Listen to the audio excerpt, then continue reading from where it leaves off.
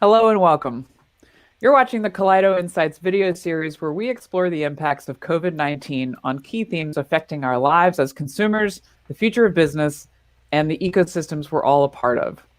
I'm Jessica Groopman. I'm an industry analyst and founding partner at Kaleido Insights, and I'm happy to be joined today by my lovely business partners, Jaimy Szymanski and Jeremiah Owyang. Hello, hello. Hello. Hi.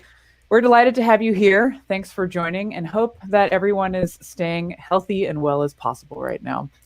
Now, the theme we're going to be discussing today is the future of work, answering the key question, how are technologies impacting organizations and the nature of employment? Let's consider the future impacts as they relate to the current pandemic that we're living through. So to kick it off, Jeremiah, I'm going to pass over to you. All right, great. So many of us are already working at home, garages, or in my case, the backyard. And technologies have really empowered us to do this. Voice capability, collaboration, augmented reality, devices, and of course, video as you see us right now. And we're going to see a future where people will continue to work at home, but not everybody. And our view is this is a hybrid work at home. It's not going to be full one way or full the other. It's going to be a mixture. Let's give some examples. I have 4 points to hit. A number of the tech companies had said that their employees can work from home indefinitely. Companies like Twitter, Facebook, and Square. And this is a really interesting impact because there's lots of changes. There will be cost of living adjustments, and people are going to be changing where they actually physically work and live. I actually did an informal poll, unscientific of course, on Twitter, asking folks what did they think. If you could take a 10% cut in your salary, would you continue to work at home forever? And 44% of the respondents said yes, they would take that deal. So that is a high interest for people to work at home in the future. And they're probably making it up in commute costs, though, if you think about it. So that's exactly right. Commute they were costs, considering. Time, even wardrobe. Right. There's so many different reasons. But that won't be the only work from home strategy in the future of work. There's also what I call the satellite strategy. Tech company Coinbase has decided to collapse their headquarters in San Francisco. It's a large building on Market Street in the financial district. Instead, they're going to take those funds and they're going to have 10 satellite offices all around the globe of much smaller footprint size. So employees can come in and out and meet, I guess, kind of like a hotel lobby or what WeWork was doing in the past. So that's the satellite strategy. Also, I did do another unscientific poll on Twitter to find out from people, would you want to work from home? If so, how many days per week? And the most common answer was 1 or 2 days per week they would want to actually go into the office. They would want to be at home most of the time. So there still is a desire for people to want to connect and also be with each other, perhaps for heavy collaboration days. The last thing is, what is the long-term impact? There's significant economic and societal changes here. We will see trends of de-urbanization from large, expensive premium cities like New York, San Francisco, Boston, where people can go out into the suburbs and spill out and find homes with a larger square footage, perhaps with a dedicated office and Cat 5 lines. And also we might see, now that there's this globalized workforce of workers that can be hired from wherever, the total costs of salaries may reduce on the coast. We may see a pickup in the Midwest or in our suburban and rural areas. We might see a change in the economics in different countries. Iowa will be booming with hiring. Where you are, right? Yeah, exactly. I was thinking about the same things, Jeremiah, on this topic of the huge impact we'll see to talent and hiring and expertise, and it won't matter as much where you're located geographically as much as your actual talent. And I think it could also help sort of bridging the gap that we're seeing right now with a variety of different divides in our country, and could even increase the diversity of hires if you can hire from other locations as well. And I'm pretty excited to see how things will look in 5-10 years time within offices or online offices after some of these things have hit. Yeah, what's interesting to me too is this acceleration of another trend around the future of work, which is kind of the shift from job-based to skills-based hiring, Mm-hmm. kind of doing away with some of the past thinking of, what jobs have you had in the past? What credentials do you have? Are they even relevant to the types of new and emerging skills that we need, to augmentation roles and this sort of thing, to a skills-based role? And in not having the kind of location anchor as part of that through a much more kind of remotely enabled working culture really helps accelerate that skills-based talent pool, rather than being really fixed in specific areas or fixed to specific jobs from the past. I do have a theory, though. We will still continue to see, specifically for the tech space where I'm in Silicon Valley, the leadership group of folks will still stay in this close region where I live, and they want to network with each other. Their families are already situated here, so we might see that continuation. But so I think we do have to look at it from a tiered perspective. I mean, I wonder if that also depends, though, on if people stay where they're currently living. You mentioned, deurbanization, or even the ability to live from anywhere. I looked at this recent Zillow survey that they put out in May that said that 3/4 of Americans who are working from home because of the coronavirus say that they want to continue if given the option. And of that 3/4, 2/3 say they would consider moving location if given that flexibility to work from home in the future. So I think that we'll see a lot more people not being tethered to a current geography based on where headquarters is, or, based on, in your case, the tech scene in Silicon Valley or Denver or Austin or New York. I think that we're going to see people moving to places where they have more space. That same survey said lower that taxes too. Lower taxes, right? That 1/3 say they would consider moving to live in a home with a dedicated office space, or a home with more rooms. So in the end, they're like, sense. Yeah, exactly. I mean, I wish I could have an Airstream out behind my apartment, but it's not quite the case. It's part of this existing trend too around, some of the demographic and economic trends. For example, millennials are buying homes later in life, or living in urban areas. But the trade-off there is, of course, renting for longer, much higher rents. Of course, it immediately, those of us living in some of the more expensive regions are asking, is it worth, a $5,000 rent when I could be working from anywhere, for that matter? So I think, some of these kind of core life questions, economic questions, come into play too. One of the things that we also see taking shape here is this collision of trends around not just automation and automation-enabled job displacement, which has been underway for years, but sudden mass unemployment and obviously the economic uncertainties that go with it. Companies have been thinking about, their employment strategies as, historically anyway, sort of balancing digital transformation, cultural needs, human skills, some of these kind of emergent, the role of HR in an organization from a long-term sort of business perspective. But now there's some, really new and crucial criteria in that employment strategy thinking around workers' rights, around benefits. In our country, 44 million people, 45 million unemployment claims as of June, has a big impact on access to healthcare. What is a corporation's role from that standpoint as well? What I think is so interesting is not just the acceleration of emerging technologies, which is, of course, what we talk about all day long, but also the new criteria around why would we be implementing these technologies or investing in these technologies. Whereas, as we've talked about, efficiency drivers, scale, personalization have been some of the biggest drivers to date.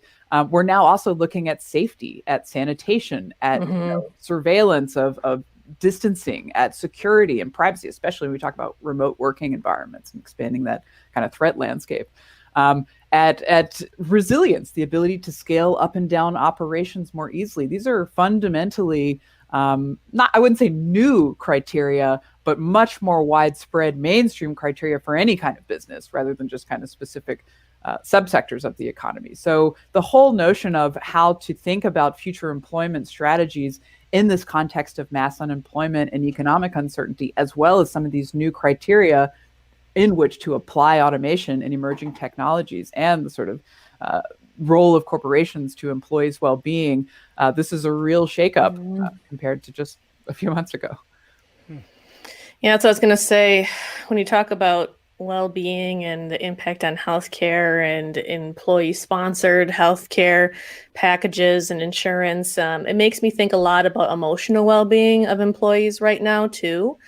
SHRM, which is the Society of Human Resources Managers, they released a study in May that said they found that more than 40% of employees are feeling hopeless, burned out, or exhausted as they grapple with COVID-19. So I think these themes that we're talking about here are so related when we think about new ways of working and working remotely versus coming into office, and what that does to employees' psyche when they feel now that they're either out of sight, out of mind, or that they have to work even harder in order to be seen because they have to make up for time lost, or their lines between professional and personal blur. So I think that we're going to see the emergence of automation being used beyond just business efficiencies, which I have some points I'd like to discuss later about those as well, but also about using automation for emotional well-being and therapy type apps. I think that we're going to see these be a part of employer-sponsored healthcare and wellness plans. Companies like Talkspace, which lets you connect with a licensed therapist, they've seen a 65% increase in the app use in April, which is huge. And Wysa, which is an AI-based platform, you can connect with a bot therapist that then refers you to a human therapist. These are part of employer programs now, which I think is pretty fantastic pivot in light of people working from home and not being as connected. So I want to also highlight some of the opportunities here, and thank you for pointing out the challenges which we all face as an economy and in the world. Never before have I seen so many tech companies offering free training for learning machine learning and AI and tech-based skills. So this is an opportunity for those who have the motivation to manage, quote, robots, and rather than be managed by them. And so we're seeing those classes being made available free, and the software also being made for free. So there are opportunities for those that want to go get it. Yeah, absolutely. I mean, the thread between sort of the opportunities, the mental health element of this, and remote working is sort of this notion of kind of the invisible company. There is a group called Ethical Systems who is talking about this notion of the invisible company, how we are moving away from physical boundaries, from time-based boundaries of work, from even information-based boundaries as we're moving to remote or distributed environments, status boundaries, management and leadership and frontline, and these sort of different historically hierarchical structures within organizations flattening in many ways, or at the very least shifting boundaries. And that comes with major opportunities, and it comes with major challenges and major sort of just different ways of having to work and figure that out. What's fascinating at this point is we are all sort of navigating this somehow together. We are all figuring out what is the right way to do this as workers, as analysts, as employees, as leaders, and so forth. Yeah, I think employers are stuck at this point, between everything that we're talking about here, the very human side and the human impacts of, remote work environments and transitioning business models in that way, and trying to balance that against some of the very real benefits of automation. I think that we probably should spend a little bit of time talking about that today as well, that automated processes and the industrial IoT, they exist for a reason, right? And for a lot of businesses, applications that they are running on the industrial IoT or using automation and robotics in some sense are actually what saved them during the pandemic. When employees couldn't come in, they were, lucky to have such processes already set up. Some of the major use cases I see with manufacturers that I work with are they're using automation to track equipment around different manufacturing sites. I also see this being used with sensors in healthcare environments to make sure you know where certain pieces of equipment went. In retail industries, and you can keep track of those often used assets, as well as make sure they're used correctly. And so that ends up over time decreasing costs of wear and tear and of replacement of some of these really expensive pieces of equipment. Companies are also using automation to monitor conditions with drones. That's really popular on construction sites within manufacturing facilities. Oil and gas industries, I'm using computer vision in order to look at the state of the sites to ensure that everything is operating correctly, as well as sometimes we see it being used to ensure that people are maintaining safe social distances within warehouses or on construction sites. And then finally is another popular use case I see is using automation combined with augmented reality in order to provide that real-time support if you can't be there in person due to fear or location, fear of the virus or location prohibits you from being there. You can use augmented reality or virtual reality to conduct repairs and whatnot. So I think it's important to think about the balance here, that I think a lot of companies are struggling with that themselves to see, how much do I focus on the employee part of it when perhaps automation is what kept the lights on during the pandemic.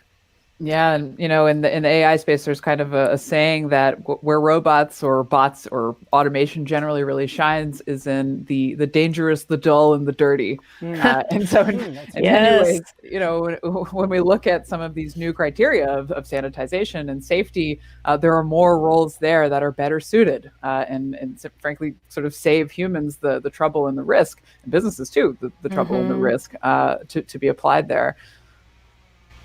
Yeah, that's that opportunity for upskilling even in this market that I just mentioned. In fact, I have a wiki that I put together. If you want to search for upskill during a downturn, you'll find a list of all those lists of the classes and software that can help that.